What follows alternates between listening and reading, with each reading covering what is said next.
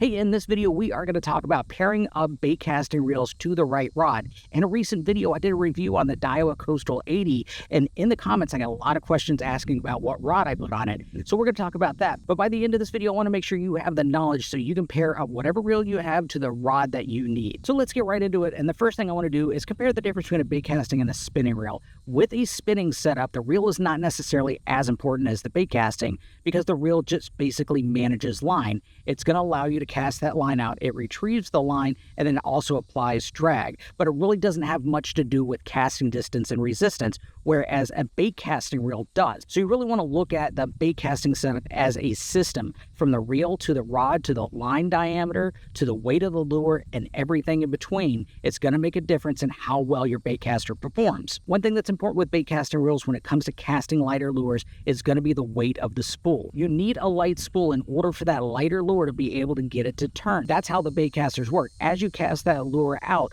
the spool ramps up to a certain speed, and the lighter the lure that you're using, the lighter the spool that you need in order for it to ramp up. Now, the con to this is it can get overpowered by heavier lures, so there is a range. I'm going to throw anywhere between 1/8 of an ounce to 1/2 of an ounce on this reel. Now, if I was to use a bigger size reel, this is an 80 size reel. If I go up to a 100 size reel, I'm going to go up in both the lures that I'm going to be throwing and also the lure rating on that rod. So there's going to be a difference there. So on a 100 size, I'm probably going to be throwing anywhere from 1/4 ounce to maybe 3/4 of an ounce. And that's where most of us fall in that wheelhouse when it comes to inshore fishing. So I'm going to go ahead and match that rod up with the same lure weight. I'm going to find a rod that's got a lure weight rating in that 1/4 to 3/4 ounce. And that's going to match up well to the reel and to the lures that I'm going to be using that with. Now, say I'm going to use even heavier lures. I'm going to go up to maybe that 3/4, that 1 ounce, maybe 1 1/4. Then I'm probably going to go up to either a 150 size or even a 200 size reel. I'm going to put that on a medium heavy rod that's got a higher weight range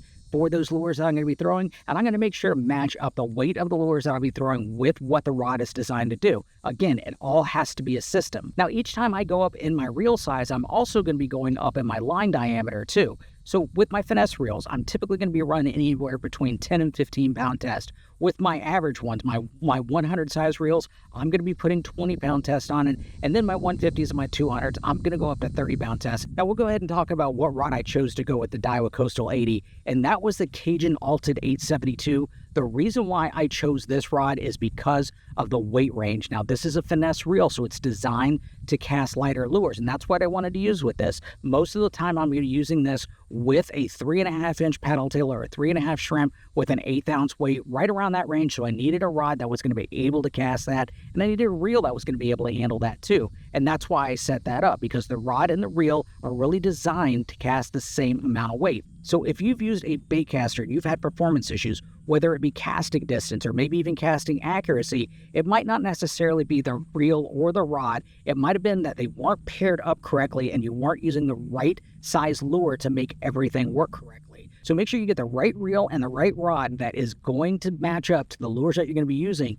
and that way the whole thing is going to perform much better. If you're interested in trying any bait casting reels, we have them available at fishstrong.com, and our members actually get free braid spooling and free shipping with any reel purchase from fishstrong.com. So I hope this video helps you understand how a bait casting rod and reel setup works, where it works more as a system instead of just willy-nilly trying to put things together. If you want it to perform the best, make sure everything is lined up and designed to work with the same weight lures. So if you've got any questions or comments, go ahead and put those down below. I'd love to hear from you. As always, I really do appreciate you watching. Have a great day. Now go get them. Bye.